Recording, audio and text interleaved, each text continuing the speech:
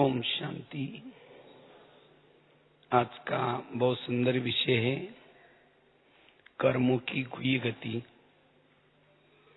क्योंकि हम सभी का लक्ष्य है कर्मातीत बनना, अशरीरी बनना, विदेही बनना, सदा सोमान में स्थित रहना।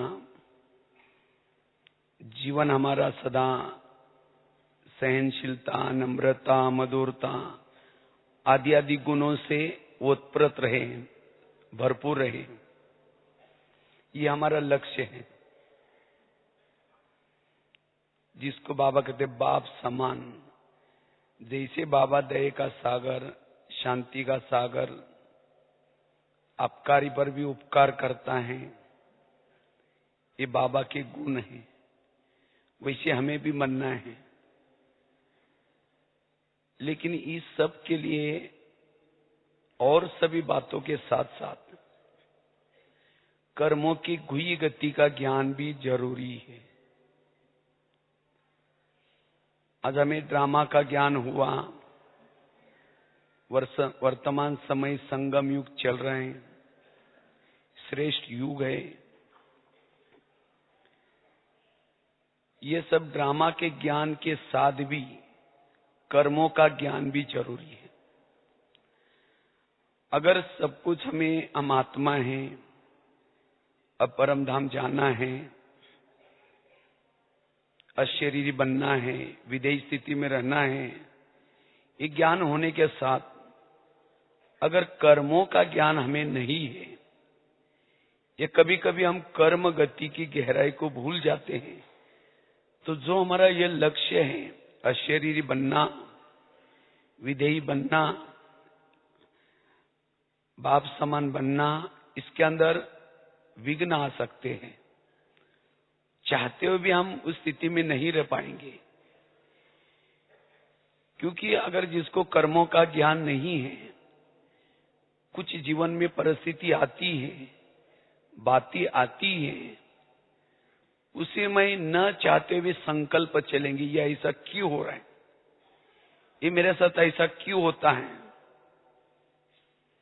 और जो इस क्यों और क्या के क्वेश्चन में लग जाता है, वो अशरीरी स्थिति में नहीं रह सकता, विधेयी स्थिति में नहीं रह सकता, वो लाइट हाउस माइट हाउस नहीं बन सकता, वो फरिश्ता नहीं बन सकता। इसलिए इस कर्मों की गुई गति का ज्ञान भी होना जरूरी है। ड्रामा के ज्ञान के साथ साथ अगर कर्मों का ज्ञान नहीं है, तो भी हमारे क्वेश्चंस चलेंगे, प्रॉब्लम्स आएंगे। इसलिए कर्मों की गुई गति का ज्ञान, इसकी गहराई जरूरी है, क्योंकि इससे ही कर्मों के गुई गति का ज्ञान जिसको प्राप्त होता है, वही अपने कर्मों को अच्छा बनाता है। वास्तव में ये ज्ञान एक थ्योरी है, और उस थ्योरी को 1 घंटे का जो ज्ञान हम सुनते हैं, तो सारा दिन उसको कर्मों में कितना लाते हैं, वो महत्व का है। अगर हमारे क्वेश्चंस है, निगेटिव विचार है, तो जो हमारे दैवी गुण होना चाहिए, जो हमारे अंदर सहन शक्ति होना चाहिए, जिस सोमान में हम टिकना चाहिए, नहीं टिक पाएंगे। इसलिए कर्मों की गुई गति का ज्ञान बड़ा जरूरी है। इससे हम निश्चिंत रह सकेंगे, सदा खुश रह सकेंगे, निडर रह सकेंगे, निर्भय रह सकेंगे, सदा अपने भ्रुकुटी के आसन पर बैठ सकेंगे। अगर कर्मों में कुछ प्रॉब्लम्स हैं, ऐसी आत्मा अपने सोमानों में टिक नहीं सकती, अपने भ्रुकुटी के आसन पर नहीं टिक सकती, वो लाइट माइट नहीं रह सकती। उसके जीवन में क्वेश्चन ही क्वेश्चंस, उसके मन में संकल्प ही संकल्प चलते रहेंगे। फिर संकल्प चलने से उसे परचिंतन के रूप में, वृत्ति के रूप में, दृष्टि के रूप में, व्यवहार के रूप में उभार आते रहेंगे। इसलिए इस कर्मों के गुह्य गति को समझना जरूरी है। और जिन्होंने, वैसे तो हम जो भी संगम युग में कर्म करते हैं उसका ही इतिहास बन जाता है, शास्त्र बन जाते हैं, उसका ही सब कुछ गायन हो जाता है। इसलिए ब्राह्मणों के तो कर्म बहुत ऊंचे चाहिए। अगर हमने कर्म तो किया लेकिन उसकी गुह्यता नहीं समझेंगे तो उसके फुल मार्क नहीं मिलते हैं। हर कर्म के फुल मार्क लेना है तो कर्मों को समझ करके चलना जरूरी है। जैसे हमने अमृत वेला किया लेकिन उस अमृत वेला को विधि से नहीं किया तो कर्म करने के बाद भी उसके फुल मार्क नहीं मिलते। मुरली तो सुनी लेकिन उसको विधि से नहीं सुनी, उस कर्म के फुल मार्क नहीं मिलते। इसीलिए हर कर्म विधि पूर्वक करना, उसका फुल हमें फायदा होता है। इसीलिए बाबा कहते हैं कि बच्चे रोज अपना चार्ट चेक करो। ये नहीं सोचो कि आज बुरा तो नहीं किया, ये तो नहीं किया, लेकिन श्रेष्ठ कितना किया। क्योंकि बुरा तो नहीं किया लेकिन अच्छा करेंगे तभी जमा होगा। और संगम युग में हमें जमा करने का युग है। और जितना हम यहां जमा करते हैं उतना हमारा पद होता है। ये सब पूरा ऑटोमेटिकली कर्मों की मशीनरी है। जैसे आजकल दुनिया में सब पूरा काम सॉफ्टवेयर से चलता है ऑटोमेटिकली, इसी तरह यहां भी सब पूरा ऑटोमेटिकली ईश्वरी मशीनरी है। जो करता है उसका जमा होता है, जो गलत करता है उसका घट जाता है। ऑटोमेटिकली मशीनरी चलते हैं। जो करेगा सो भरेगा, जो करेगा उसको ही मिलता है। इसीलिए कभी कभी हम कर्मों को भूल जाते हैं। लगता है कि हमें ना कोई पूछने वाला है, ना कोई देखने वाला है, जितना चाहे कुछ। लेकिन नहीं, हमें कर्मों को समझ करके अगर मैं अच्छा कर्म करूंगा तो मुझे मिलेगा।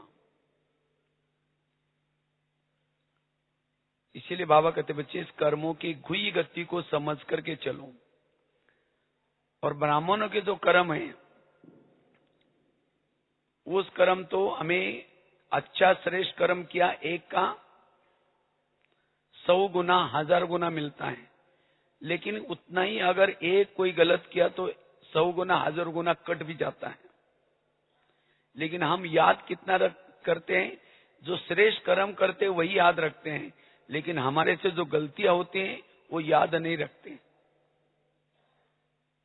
और इसीलिए कभी कभी हम अच्छा करने के बावजूद भी फिर भी कभी कभी लगता है इतना बोझ, इतना खुशी नहीं, इतना सब, क्योंकि हम छोटा सा अच्छा तो कर लेते हैं लेकिन गलतियां ज्यादा ही कर लेते हैं, इसीलिए कट जाता है।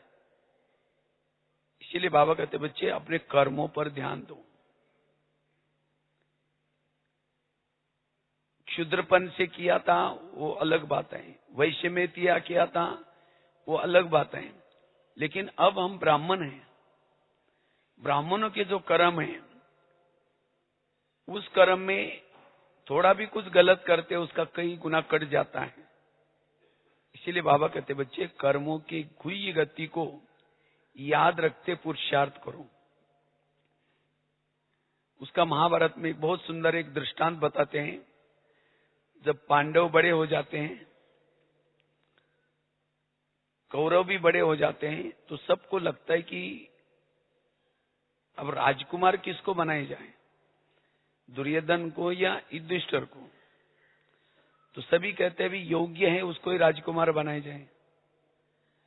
तो सभी सोचते हैं योग्य कौन हो सकता है इन दोनों में से। तो उनकी अचानक परीक्षा ली गई। एक जगह पर सभा चल रही थी, पांडव कौरव उसमें बैठे थे। तो अचानक उस सभा के अंदर 4 लोगों को पकड़ करके लाया, उनके गले बांधे थे काले कपड़े से, और सबसे पहले ही दुर्योधन को चांस दिया, कहा कि अगर तुम भविष्य में राजकुमार बनोगे, तुम्हारे सामने ऐसी कोई केस आएगी, तुम उनको क्या सजा दोगे। इन चारों ने मिलकर के एक व्यक्ति को मार दिया है, मर्डर किया है। तो दुर्योधन उठता है जोश से, कहता है इसने मर्डर किया, इन चारों को भी क्या करो, गले काट दो, मर्डर का बदला मर्डर। तो कहा कि अच्छा ठीक है बैठो।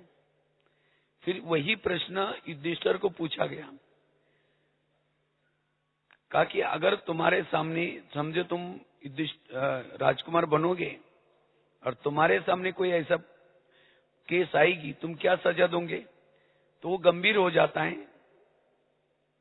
कहता है मैं इनकी जाति पूछना चाहता हूं। तो शकुनी उठ करके कहता है जाति से क्या मतलब है। तो सभी लोग कहते हैं मतलब है, तब तक पूछा होगा। कहा कि इसमें से एक शूद्र है, दूसरा वैश्य है, तीसरा क्षत्रिय है, चौथा इसमें ब्राह्मण है। कहते हैं इसमें जो क्षुद्र है उसको 2 साल की सजा दो, ये भी मर्डर करने में शामिल था।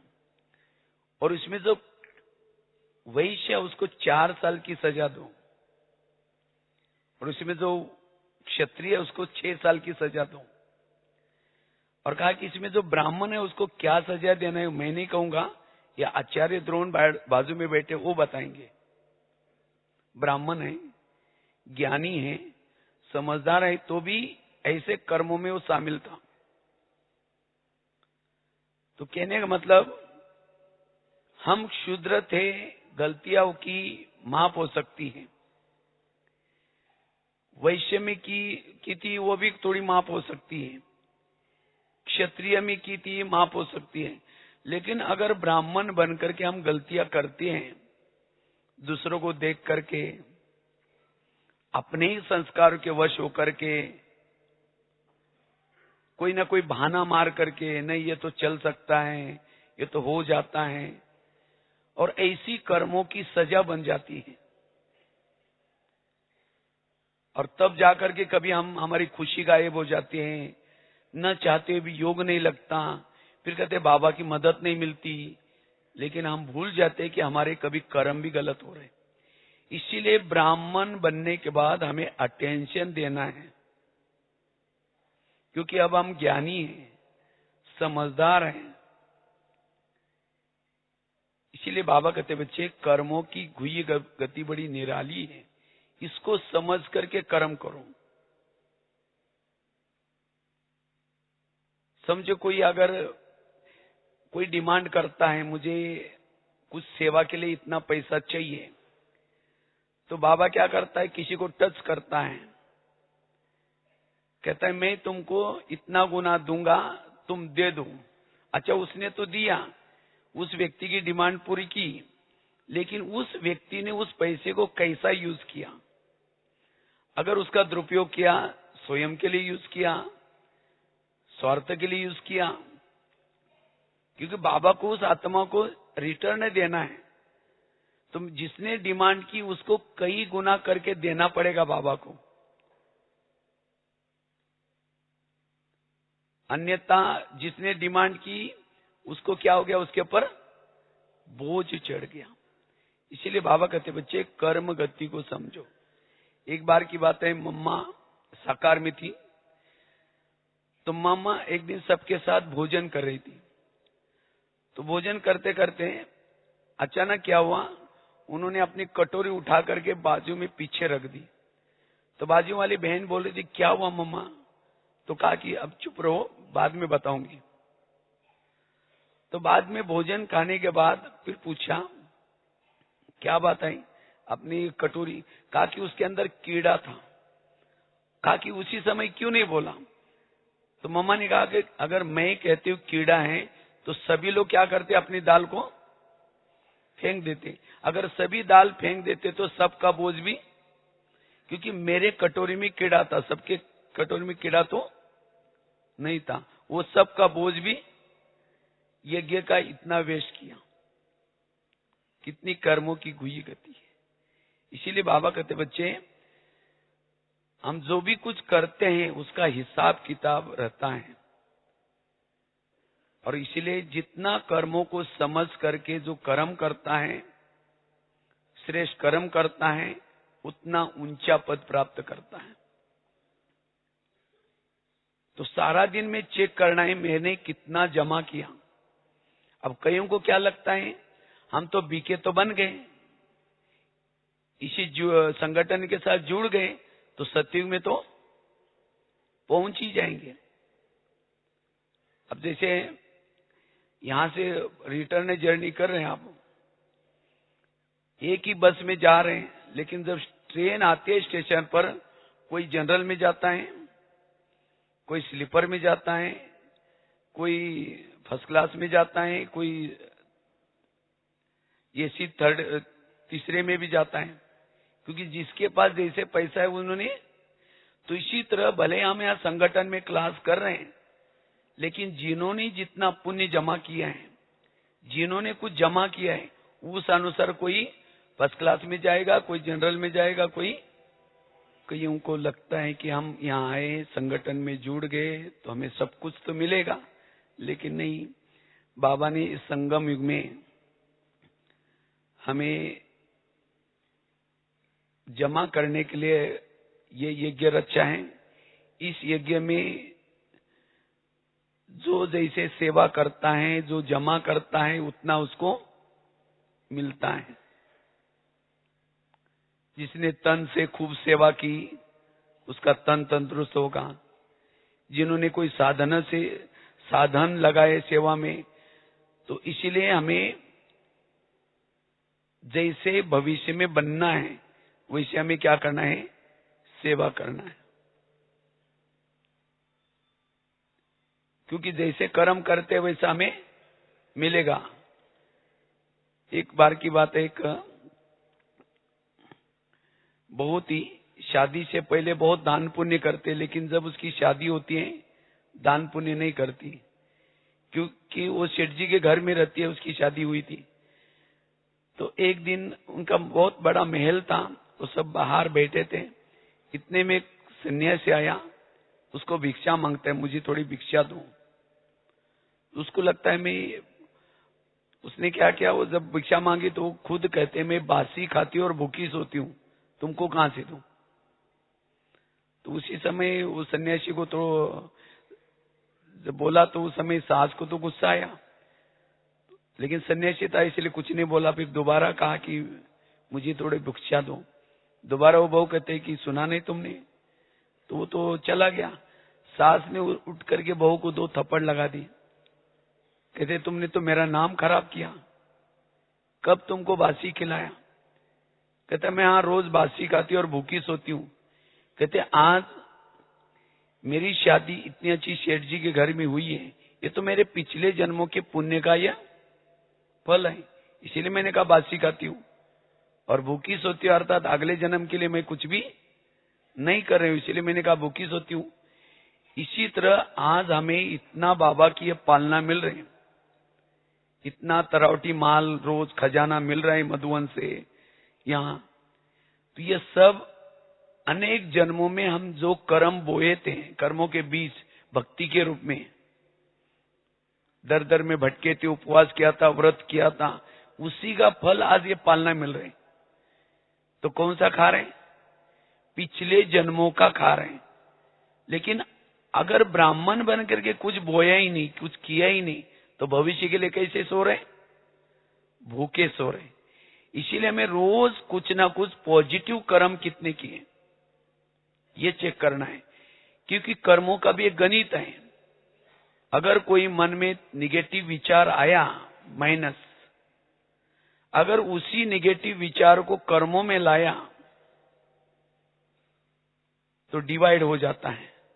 अगर कोई पॉजिटिव विचार मन में आया प्लस हो गया, अगर उसी पॉजिटिव को कर्मों में लाया तो मल्टीप्लाई हो जाता है। इसीलिए हमें सदा मल्टीप्लाई करते रहना है, प्लस करते रहना है, लेकिन माइनस और डिवाइड नहीं करना है। और इस कर्मों को समझ करके सारा दिन जो अपना कर्म करता है, मनसा वाचा कर्मणा, हमारे पास तो बहुत सारे खजाने हैं, उस खजानों को हम सेवा में लगा करके संगम युग में भरपूर बन सकते हैं। इसीलिए बाबा कहते बच्चे कर्म गति को समझो। लेकिन कभी ब्राह्मण बनने के बाद कोई ऐसी घटनाएं आती है, बातें आते हैं, कई कई तो कहते हैं हम ओम शांति में जाते हैं, लोग भी आपको कहेंगे ये ओम शांति में जाते हैं, ब्रह्मा कुमारी में जाते हैं, तो भी इनके घर में प्रॉब्लम क्यों है, तो भी समस्या क्यों है?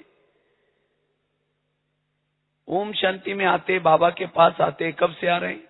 2-3 साल से, 10-12 साल से, 15-20 साल से, लेकिन पिछले जन्मों में थे बाबा के ज्ञान में, और उसी समय जो कर्म किए वो तो छुमंतर हो गए। तो अगर बाबा के ज्ञान में चलते हैं तो भी कोई प्रॉब्लम्स आते हैं, समस्या आते हैं, तो ये मेरे पिछले जन्मों के कर्मों का हिसाब है। इसीलिए ऐसे समय पर भी हमें अपने संकल्प ना चलाना है। कईयों को लगता है ये ज्ञानी होने के बाद फिर भी ऐसा व्यवहार करता है। ये सब हमने भी कभी पिछले जन्मों में उस व्यक्ति के साथ कभी राजा बनकर के किया होगा, कभी अपने राजाई से उसको निकाला होगा। तो इस गुई गति की बातों को न समझने से तो फिर हम क्या करते हैं, ये ऐसा क्यों होता है, ये वंडरफुल ऐसा होता है, ऐसे हमारे कई संकल्प चलते हैं। संकल्प कभी बोल के रूप में भी आते हैं, अंदर के निगेटिव के रूप में भी आते हैं, और निगेटिव रूप में आने से फिर भावनाएं बदल जाती है उन व्यक्तियों के प्रति। इसीलिए इस गुई गति के राज को जो समझेगा, ऐसे विपरीत परिस्थिति में भी उसका मन स्थिर रहेगा, वो खुश रहेगा, वो अपकारी पर भी क्या कर सकता है, उपकार करके, खुशी में रह करके, सहनशील बन करके, नम्रचित होकर के चल सकता है। नहीं तो कई कई ऐसी बातें देख करके संगठन से किनारा कर लेते हैं, कोई तो रूठ भी जाते हैं। बाबा कहते ना, मेरे कुछ अच्छे अच्छे बच्चे यहां से चले गए, अच्छे थे, गए, उन्होंने इस कर्मों की गुई गति को नहीं समझा, आपस में टकराव हो गए, चले गए। घाटा किसका हुआ? अपना ही हुआ।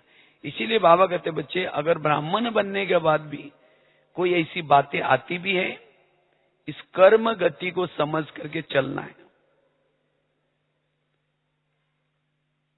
क्योंकि वर्तमान समय हमारे जीवन के जो भी प्रॉब्लम्स हैं, हमारे जीवन की जो भी समस्या है, ये अतीत में किए हुए कर्मों का ये नतीजा है।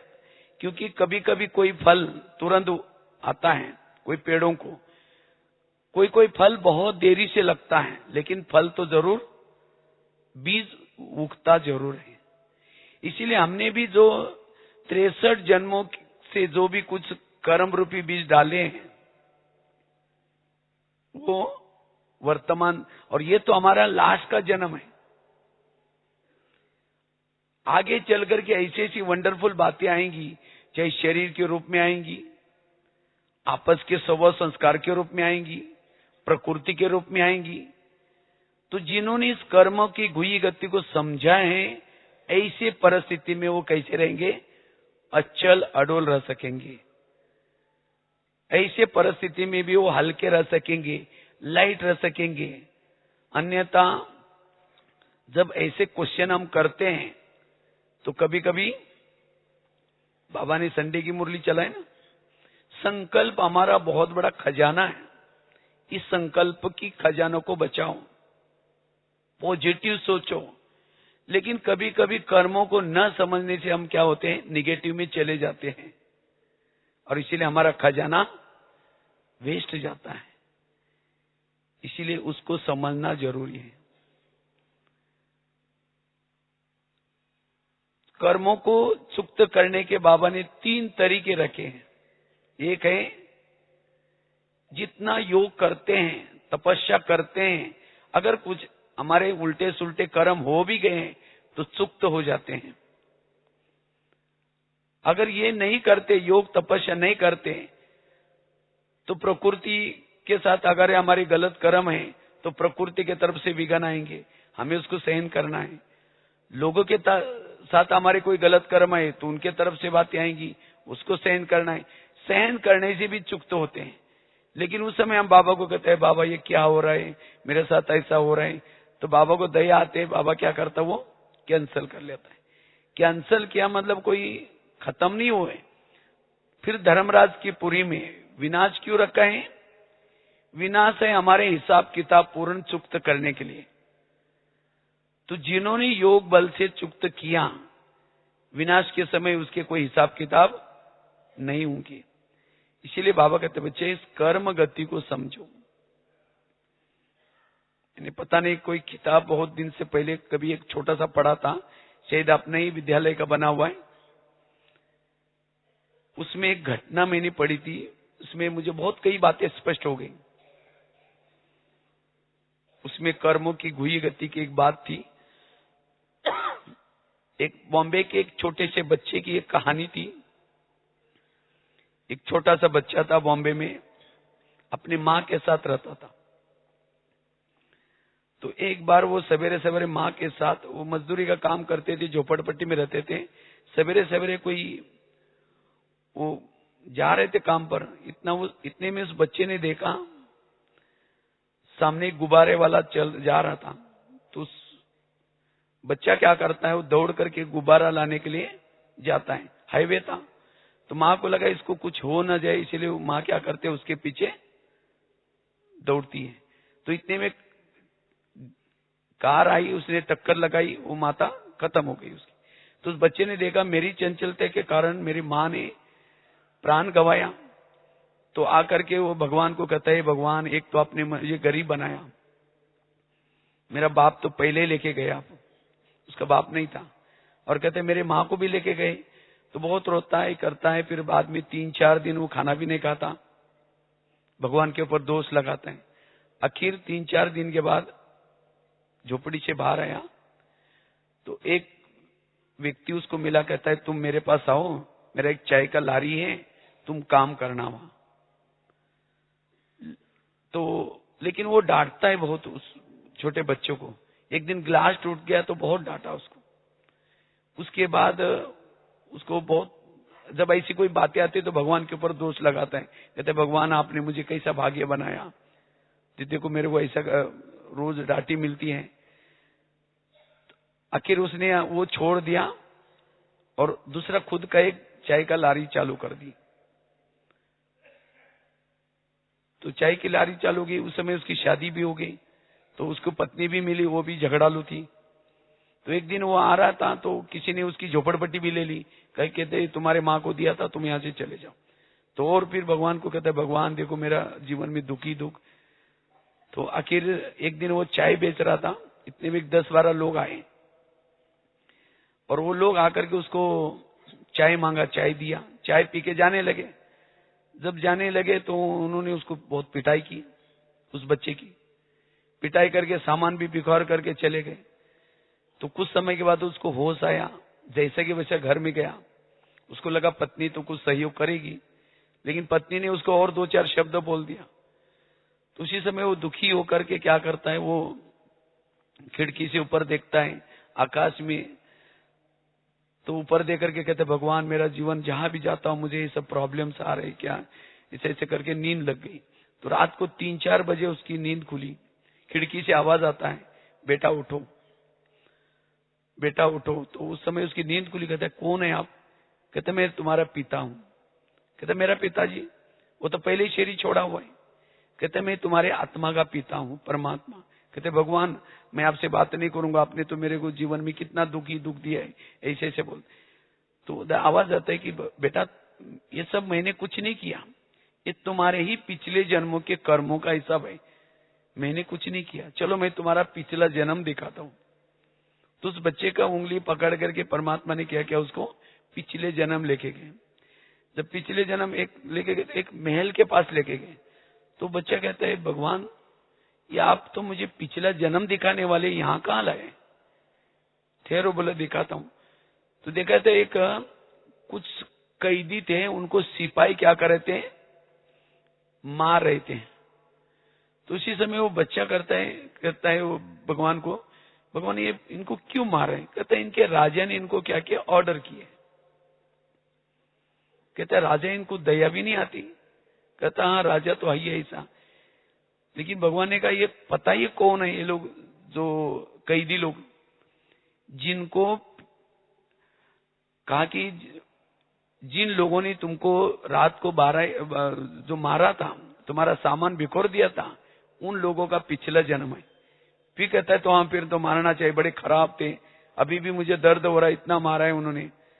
तो आगे गया तो राजा मदिरा पी रहा था और कुछ ग्लास मंगवाए थे इस बच्चे से। तो बच्चा थोड़ा लेट आया, राजा उसको इतना डांटता है, इतना डांटता है।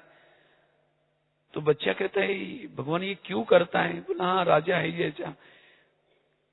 तो भगवान ने कहा ये पता है ये बच्चा कौन है?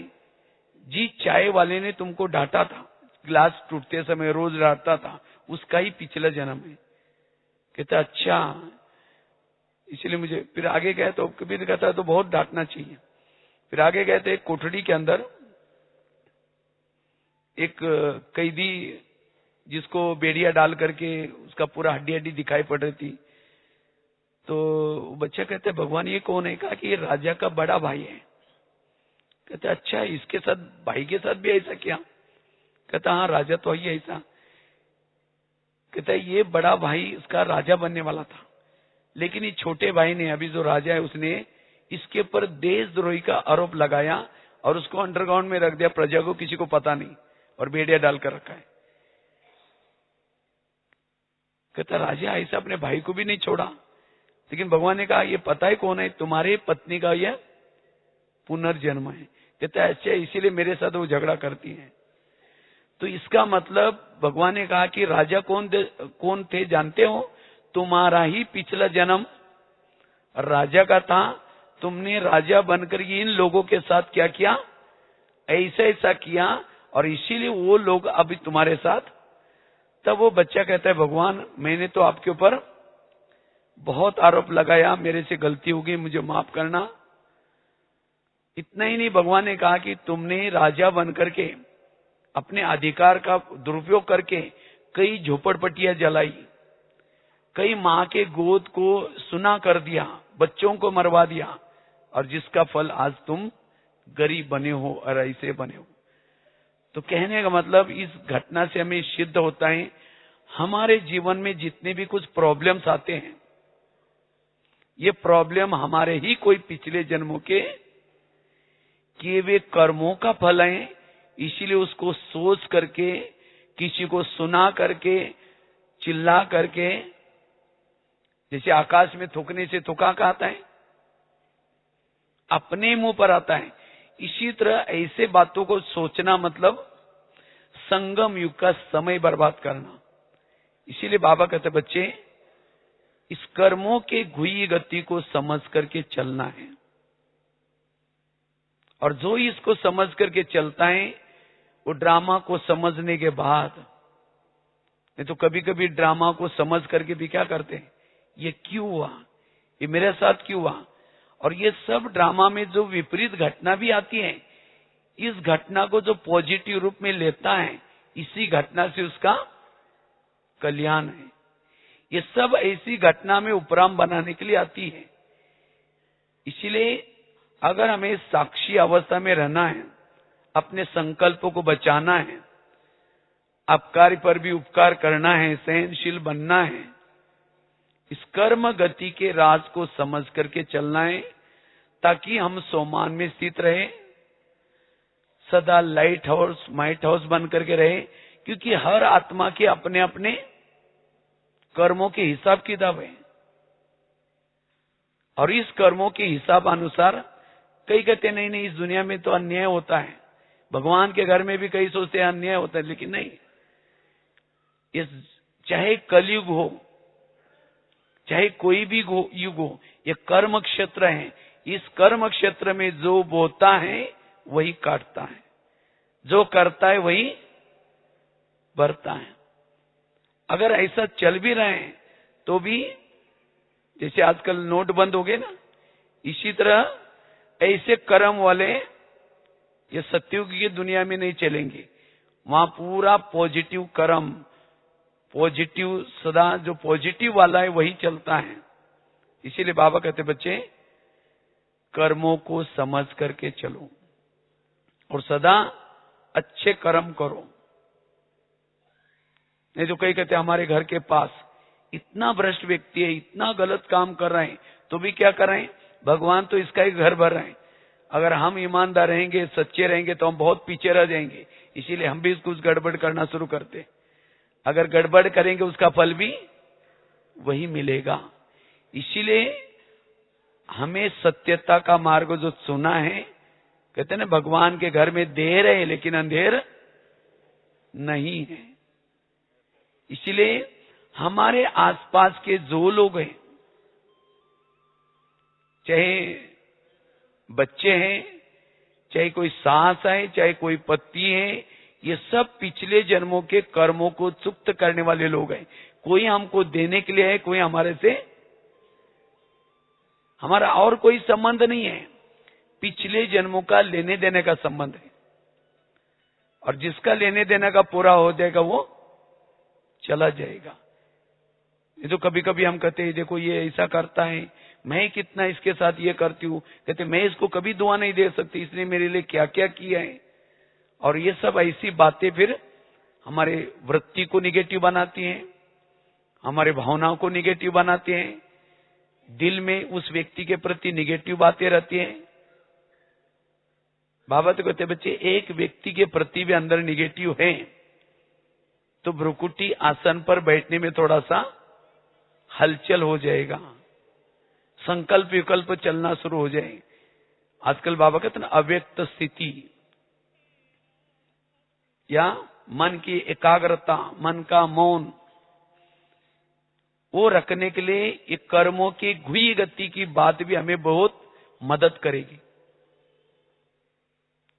नहीं तो कई तो योग में बैठ जाते हैं, अगर कर्मों की घुई गति की बात याद नहीं है, सारा दिन में कुछ ऊपर नीचे हुआ है, जब योग में बैठेंगे शुरू करेंगे मैं आत्मा हूं, शांत स्वरूप हूं, फिर कहेंगे उन्होंने मेरे साथ ऐसा क्यों किया, फिर कहेंगे ठीक है मैं आत्मा हूं, फिर कहेंगे 15 दिन पहले भी तो किया था, फिर कहेंगे ठीक है मैं आत्मा हूं, फिर कहेंगे सबके बीच में क्यों किया। वो कहां योग लगेगा। लाल लाइट चल रहा है, गीत बज रहा है, सब कुछ कर रहे हैं, लेकिन योग नहीं लगेगा। इसीलिए इस कर्म गति को समझ करके आज सवेरे उठो, आज पता नहीं किसकी किसकी मेरे साथ हिसाब किताब है, वो आएंगे, मुझे हिसाब किताब चुक्त करना है। समझो चलते चलते किसी ने गाली दी तो क्या समझो, अच्छा इसका भी बहुत दिन का बाकी था, पूरा हो गया। हाँ? क्यों, क्या के कोई क्वेश्चन ही नहीं आएंगे, मन सदा चुप रहेगा। ऐसी आत्मा के प्रति भी दुआएं निकलेगा, क्योंकि कर्मों का हिसाब किताब तुरंत मिलता है। इसलिए कहते हैं ना, जैसा जो बोता है वैसा प्राप्त करता है। और एक मैं घटना आपको सुनाता हूं, जो मैंने कई बार मैगजीन में भी लिखी थी। एक बार आगरा में एक पति पत्नी रहते थे, बहुत गरीब थे। उनके पास एक मेहमान आया था। वैसा वो मेहमान दिल्ली में खरीदारी करने के हिसाब से आया था, लेकिन जब वो दिल्ली में आया तो दुकान बंद थे। तो उस व्यापारी को लगता बैठे बैठे मैं क्या करूं, मैंने कभी आगरा गया नहीं, देखा नहीं, चलो मैं आगरा घूम के आता हूं। तो व्यापारी आगरा गया, सारा दिन उसने घूम के देखा, लेकिन रात को उसको सोने का प्रॉब्लम हो गया। जिस होटल में रहता था, जहां भी वो गया, सब कहते भाई हमारे होटल बुक है। अब उसको लगता रात को कहां सो जाऊं, बैग में इतना करोड़ रुपए पड़े हैं, कहीं बस स्टैंड पर जाओ, कहीं स्टेशन पर जाओ, चोरी हो जाएगा, अगर कहीं वहां सो जाओ तो ओपन में। तो उसको अचानक याद आई, गरीब पति पत्नी उनके पास चला गया, जाकर के खाना खाया, बातें की, सब कुछ की, लेकिन सोने से पहले उसने अपनी बैग खोली। जब बैग खोली तो गरीब की पत्नी की नजर बैग में गई, देखा इसके पास 50 के, 100 के, 500 के बहुत सारे बंडल हैं। अगर उसको लगता है 2-4 बंडल भी हमको मिल जाए तो हमारी गरीबी दूर हो जाएगी। रात भर उसको नींद नहीं आई, 12 बजे बाहर गई, बड़ा सा पत्थर लाया, सीधा उस मेहमान के सिर में मार दिया। उसका तो मर्डर हो गया। पति की नींद खुली। पति कहता ये क्या हो गया? कहता अब हमारी गरीबी दूर हो गई। कहा कि ये बात किसी पुलिस वालों को पता चलेगा, लोगों को पता चलेगा। कहा कि किसी को पता ही नहीं चलने देंगे। अब इसको जमुना नदी में डाल देते हैं। रात को 2 बजे उस मुर्दे को क्या क्या, पीछे जमुना नदी थी उसके अंदर डाल दिया। किसी ने नहीं देखा। तो वापिस आए तो घर में खून लगा था, रातों रात उसको साफ किया। तो उन्होंने खून के दाग तो मिटाए, लेकिन कर्मों में पड़े हुए दाग कोई मिटा। इसलिए भजन है ना, कर्म का लेका मिटे न रे भाई, लाख करे कोई कितना भी चतुराई करें, कर्म व्यक्ति की पीछा करते हैं। इसलिए कहते हैं ना, किसके झोले में कांटे हैं तो किसके झोले में फूल। कोई कारण होगा रे, कोई बांटने वाला एक है लेकिन कारण। अब यहां भी पढ़ाने वाला एक, फिर भी नंबर 1 क्यों बने? नंबर वार कर्म। आखिरकार उन्होंने उसी पैसे से एक प्लॉट लिया, छोटा सा मकान बनाया, दुकान खोला, गहने बनाई, गाड़ी खरीद की। उनकी तो गरीबी दूर हो गई। लेकिन उनको कोई बच्चे नहीं थे, दोनों ही थे। तो कुछ साल के बाद उनको एक बच्चा हो गया और एक ही था, खिलाया पिलाया उसको बड़ा किया। बच्चा कलेक्टर बनने वाला था, लेकिन कुछ कारण से उसको टाइफाइड हो गया। तो उनको लगता है कुछ न हो जाए उसको। बड़े हॉस्पिटल में दिखाया, बहुत खर्चा हुआ। गहने बेचे, बच्चा ठीक नहीं हुआ। गाड़ी बेची तो भी ठीक नहीं हुआ। दुकान चालू किया, उसको भी बंद किया। उनको लगता है कि बच्चे को बचाना चाहे कुछ भी हो जाए। लास्ट में मकान भी बेचा। तो एक दिन वो बच्चा कहता है, पापा जी अपने को जो मिला था पैसा खत्म हो गया, मैं जा रहा हूं। बच्चा मर गया। तो बच्चा कौन था? जिसको मारा था वही अपना पैसा लेने के लिए। यह है कर्मों की हुई गति। यह है ऊपर वाले का डंडा। भले पुलिस वाले के डंडे से कोई बच सकता है, लेकिन ऊपर वाले के डंडे से कोई नहीं बच सकता। इसीलिए बाबा कहते, बच्चे अपने कर्मों को क्या बना दो? शुद्ध बना दो। तो ये क्यों सुनाया? अगर हम बीके बनने के बावजूद भी, आज कोई किसी का बच्चा शराबी है, बच्चा शराब पी के ये कर रहे हैं, तंग कर रहे हैं, और माँ बाप को ज्ञान होने के बाद ड्रामा का ज्ञान, कर्मों का ज्ञान, कहते मेरी ये समस्या है, मेरे प्रॉब्लम है, बच्चा ऐसा कर रहे हैं। ये आपके पिछले जन्मों का कोई कार्मिक हिसाब वाला व्यक्ति है। हो सकता है आपने भी, अभी मैं पहले दिल्ली में रहता था, पांडववन में। तो पांडववन के बिल्कुल सामने रोहतक रोड। तो मेरी कभी कभी किचन की भी सेवा थी और नाइट वॉचमैन की भी थी। नाइट को मतलब रात को पहरा देता था। तो वहां रात को 9 बजे ट्रक जाने के लिए वहां परमिशन रहती थी। तो वहां एक ट्रैफिक पुलिस वाला आता था।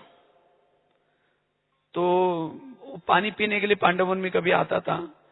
तो मेरे से काफी उसकी दोस्ती हो गई। तो हम लोगों को कहता था, अरे आप लोग तो घर बार छोड़ के आए, देखो हम कितना पैसा कमाते हैं, देखो अब ये बैग खाली लाए। अब रात को जब जाऊंगा तो आपको दिखाऊंगा, पूरी सवेरे 4 बजे तक फुल भर लेके जाऊंगा। तो हमने कहते थे, सर आप जो आपको पेमेंट नहीं मिलता? कहता पेमेंट तो मिलता है, लेकिन क्या है, बच्चों को खिलाओ पिलाओ, अच्छा घरों में रखो, अच्छा तरफ उनको अच्छे कॉलेज में पढ़ाओ फीस दे करके, इसीलिए आगे का क्या भरोसा है। तो हमने रोज हमारे अच्छी चिटचाट चलती थी। हमने कहा लेकिन सर ये ठीक नहीं है। कहते बॉस को आधा दो और आधा हमारे पास रख देता हूं। तो रोज ऐसे ऐसे करते करते एक दिन क्या हुआ, जब वो आया, क्योंकि वो ट्रक को हाथ करता था, लोग उसको 500 के 100 के नोट पकड़ा लेते थे। अब उनको लगता था मुसीबत से यहां से जल्दी निकल जाए, नहीं तो कागज ये नहीं है, ये ठीक नहीं है, और ये करता था। तो एक दिन जब वो आया तो बड़ा नाराज उनके चेहरे पर मैं देखा। हमने कहा सर आज कुछ उदास लग रहे हैं। कहते एक घटना हो गई। हमने कहा क्या हुआ? कहा कि मेरे बच्चे ने बहुत धोखा दे दिया। हमने कहा क्या हुआ? कहा कि एक ही बच्चा था, आईटी में पढ़ता था और उसने शादी कर दी, मेरे को बिना पूछे किया, लव मैरिज किया। चलो कर लेता, लेकिन मेरा एटीएम में जितना पैसा था सब उड़ा के लेके गए। हमने कहा सर वो कमाया था कैसा? जैसा आया वैसा चला गया। इसी तरह वास्तव में जो जैसा करता है वैसा उसको, इसीलिए बाबा कहते बच्चे कर्म को अच्छा बनाओ, जिसके कर्म, और यही हमारे साथ में जाएगा, बाकी कुछ भी नहीं जाएगा। और खास तो ब्राह्मण बन करके, हमें ब्राह्मण बनने के बाद भी कई ऐसे छोटे मोटे प्रॉब्लम्स आते हैं घरों में, संबंधों में, तो इस ज्ञान की कमी होने के कारण कभी हम उसके ऊपर दोषारोपण लगाते हैं, ये ऐसा करता है, फिर उसको परचिंतन के रूप में वृत्ति खराब करते हैं, और इससे हमारा टाइम वेस्ट हो जाता है।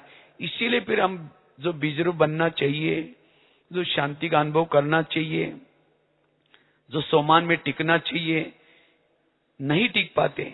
इसीलिए इस कर्मों के गुह्य गति को भी हमें क्या करना है, अच्छी तरह समझना है, और इसको कर्मों को चुप्त करने के लिए हमें एक्स्ट्रा तपस्या करनी है, साधना करनी है। साधना करना यही उसका इलाज है। किसी को सुनाने से इलाज नहीं होगा। अगर मेरे कर्म बहुत ये हैं तो साधना करो, और ऐसी बातों में भी हमें क्या करना है, हल्के बनना है, उपराम होकर के रहना है। और तब हम, क्योंकि अब समय बहुत कम है, अगर इन बातों में हमारा समय चला जाएगा तो हम पुरुषार्थ कब करेंगे। इससे हमारा मन भारी बन जाता है, बुद्धि अस्वच्छ बन जाती है। अगर बुद्धि भारी बनेगी, मन भारी बनेगा, बुद्धि अस्वच्छ बनेगी, तो फिर हम योगी कैसे बन सकेंगे। कर्मों की गुह्य गति का ज्ञान कमी के कारण कभी कभी हम कर्म योगी भी नहीं बन सकते, उस कर्मों की बातों को याद रखते हैं। आज दुनिया में इसका ज्ञान कमी है, जिसके कारण लोगों को तनाव पैदा होता है, टेंशन पैदा होता है, ये क्यों होता है, कैसे होता है। इसीलिए मेरा मन सदा चुप रहे, शांत रहे, इसीलिए कर्मों को समझना जरूरी। इसीलिए कहते हैं ना, जिसका पांव गरम, पेट नरम, दिमाग ठंडा, उस घर में कोई डॉक्टर है उसको मार दो डंडा। पांव गरम चाहिए, पेट नरम चाहिए, और दिमाग कब ठंडा रहेगा, जिसके सोच पॉजिटिव है, जिसके विचार कम चलते हैं। लेकिन अपने विचारों को कम चलाने के लिए इस कर्मों के गुह्य गति को समझना जरूरी है। मेरे आसपास के जो लोग हैं, कोई सास के रूप में, कोई पति के रूप में, ये मेरे ही पिछले जन्मों का कार्मिक अकाउंट को चुकते करने वाला व्यक्ति है। इसीलिए उसकी कोई गलती नहीं, मेरा हिसाब किताब है। अपने मन को समझाओ, हे मन, ये मेरी हिसाब किताब है, तुम चुप रहो, तुम्हें सोचने की कोई जरूरत नहीं, तुम उसके जिम्मेवार नहीं हो। लेकिन मन कहता है ये क्यों करता है मेरे साथ, ये ऐसा क्यों करता है। मन ने क्यों क्या करके देहाभिमान में लाया। इसीलिए बाबा कहते बच्चे, इस कर्मों को समझ करके संगम युग में अब हमें श्रीमत रूपी बीज ही बोने हैं। मनमत वाला, परमत वाला बीज नहीं बोना, क्योंकि इतना दिन कड़वे बीज बो करके जिसके परिणाम देख लिया। अगर संगम युग में हम कड़वे बीज बोएंगे तो और ही हमारे जीवन में प्रॉब्लम्स आएंगे। इसीलिए बाबा कहते बच्चे, हमारे कर्म श्रेष्ठ तब बनते हैं जितना हम श्रीमत प्रमाण चलते हैं। इसीलिए हमें अपने कर्मों को महान बनाना है, अपने मन को चुप रखना है, और सदा लाइट हाउस माइट हाउस होकर के सदा खुश रहना है, सहनशील बनना है, अपकारी पर भी क्या करना है, उपकार करते हुए चलना है। ओम शांति।